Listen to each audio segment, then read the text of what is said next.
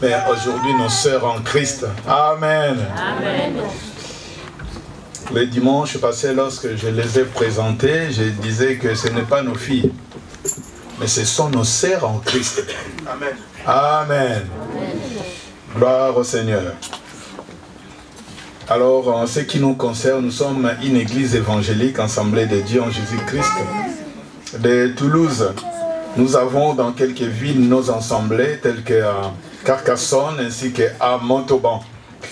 Et en ce qui nous concerne ici à Toulouse, le programme est que dans les semaines, nous avons nos activités. Peuple de Dieu, écoutez-moi bien, chaque mardi c'est l'interchorale la paix, chorale homme, et le soir c'est le groupe musical. Et chaque dimanche, c'est notre culte de louange et d'adoration de 10h à 12h30. Alors les annonces est que, comme je l'ai annoncé le dimanche passé, nous sommes bénis à la fin de... Amen. Amen. Et tout au long de la semaine, nous allons développer ce thème, les temps de Dieu. Amen. Les temps de Dieu. Dieu fait toutes choses à son temps. Les temps de Dieu. Alors, bien-aimés, ne manquons pas. Soyons là. Même les travails, fin de l'année, venez à l'église qu'on puisse prier. Donc c'est de 19h à 21h. Donc on va commencer par demain déjà. De lundi au vendredi 19. Et deuxième annonce est que le 31, on aura le réveillon ici, à l'église. Pas comme d'habitude, mais nous souhaitons que chaque année, qu'il y ait des changements. Amen. Amen. Mais cela dépendra de nous, de notre préparation. Donc ça nous reste 2 dimanches, on va s'asseoir, nos sœurs, pour préparer comment on va arranger ce réveillon. Donc c'est de 21h30 à 6h du matin. Et le 30 est déjà 21h, le porte, donc l'église sera ouverte. Donc le groupe musical se prépare déjà, le choral, la chorale la paix, chorale homme, pour ce réveillon, ça nous demande vraiment une préparation. Nous voulons être là. Amen. Amen. Voilà, c'était là quelques annonces. Et j'annonce aussi, il y a eu un changement qu'on a annoncé le dimanche passé. Donc là, dans ma tête, j'en ai pas. 07 83 45 50 12. Ça, c'est le numéro de l'église, donc c'est le numéro du pasteur. Amen. Amen. Et je ne sais pas ceux qui sont ici pour la première fois, si vous êtes là, sentez-vous libre. Soyez dans la paix déjà, vous êtes dans la maison de votre Père. Et nous voulons vraiment vous accueillir avec joie. Essayez de vous manifester, levez vos mains tout simplement. Pour la première fois, oui, je vois mes frères qui encore de ce côté. Voilà, je demanderai alors le prénom. Je commence par le frère. Je m'appelle Rufin. Mettez-vous debout, oui. Je m'appelle Rufin. Je viens de l'Angola. J'ai petite feuille de Miguel Frédéric. Amen. Il parle bien le portugais, mais il s'est débrouillé en français. J'ai compris l'accent. C'est le petit frère de notre frère Miguel. Alléluia. Oui, notre frère derrière. Joël Pochon.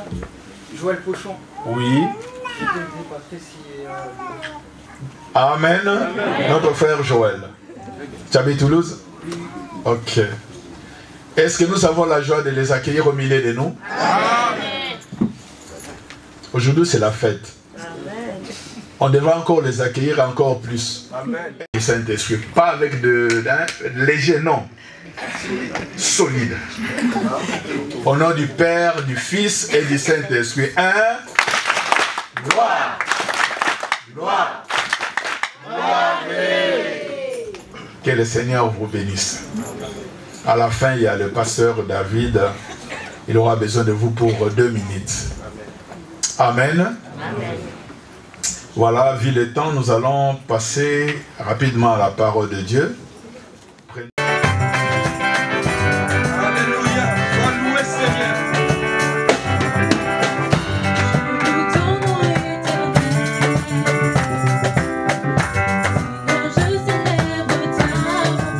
Nous allons aborder ce sujet, une parole circonstancielle, vu la circonstance de ce matin, parce qu'il y a eu baptême. Je vous invite à prendre vos Bibles dans l'évangile selon Matthieu, chapitre 3. À partir du premier verset. Matthieu, chapitre 3, à partir du premier verset.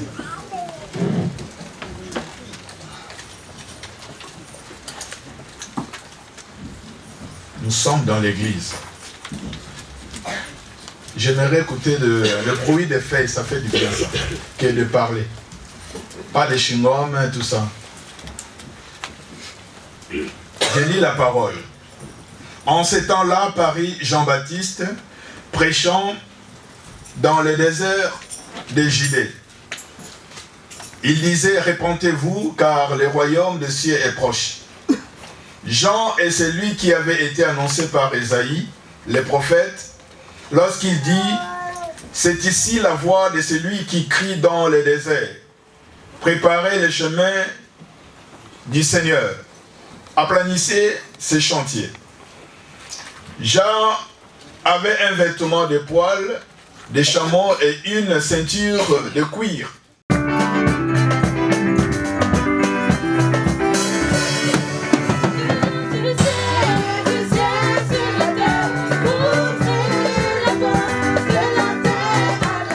Environ du Jourdain se rendaient auprès de lui et confessant leurs péchés, ils se faisaient baptiser par lui dans les eaux du Jourdain.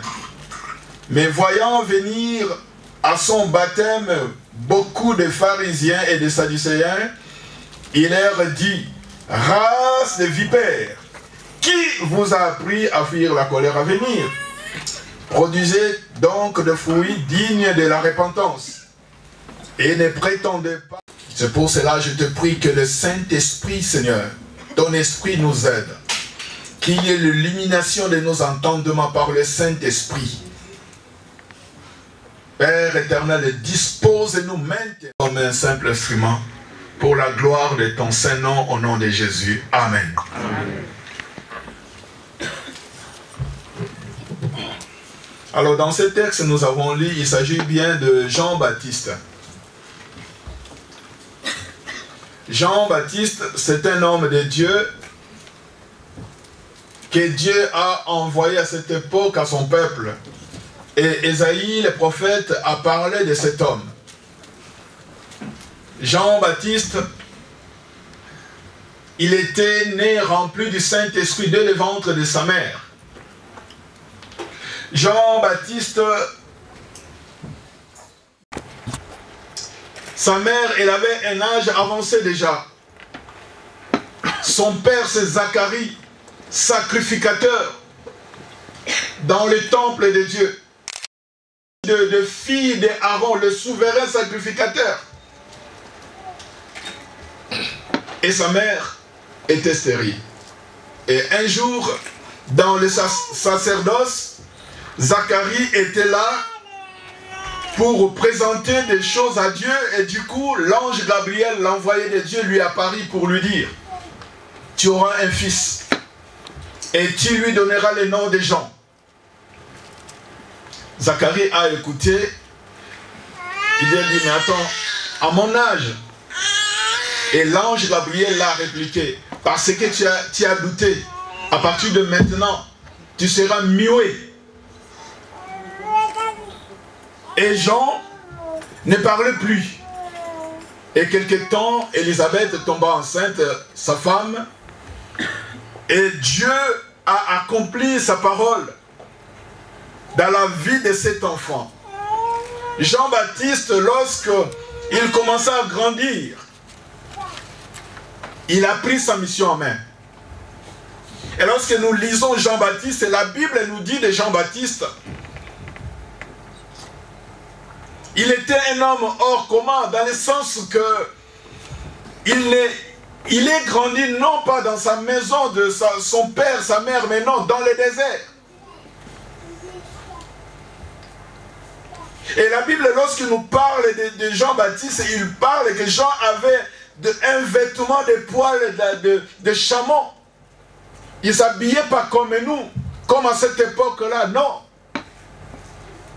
Il s'habillait de peaux d'animaux. Donc quelque part, nous pouvons dire que Jean piouait. Et il ne mangeait pas comme nous, Jean-Baptiste. Jean-Baptiste, la Bible nous dit qu'il mangeait des sauterelles et de miel sauvage. Donc quelque part, un tel homme, on pouvait le dire, mais il y a quelque chose qui ne va pas dans sa tête. Mais cet homme, il était rempli du Saint-Esprit de le ventre de sa maman. Et dans le désert, dans cette solitude dans le désert, la Bible nous dit de Jean-Baptiste, il commençait à crier. Il criait, il était seul. Il n'y avait pas personne, il n'y avait personne. Mais Jean-Baptiste criait seul dans le désert. Répentez-vous, car le royaume de Dieu est proche. Donc il marchait, il criait. Et la Bible nous dit, ceux qui s'approchaient un peu du désert, ils entendaient cette parole. Parce que Jean-Baptiste avait un message fort. C'était lui le précurseur de Jésus. C'était lui qu'Ésaïe a prêché, a prophétisé. C'était lui, il était venu pour préparer le chemin du Seigneur. Et là, dans le désert, il commençait à crier. Il le prêchait à haute voix. Et à cette époque, il n'y avait pas de micro, il n'y avait pas de sonorisation. Il le criait et les gens écoutaient. Alléluia. Les gens écoutaient le message. Et dans son message, les gens étaient bouleversés. Et ce matin, je vais nous dire que c'est lui qui a introduit le baptême. Parce qu'avant lui, il n'y avait pas de baptême. Et la Bible nous dit que les gens étaient captivés de ce message. Répentez-vous, car le royaume des cieux est proche. Et la Bible nous dit que les gens étaient bouleversés et les gens venaient en foule.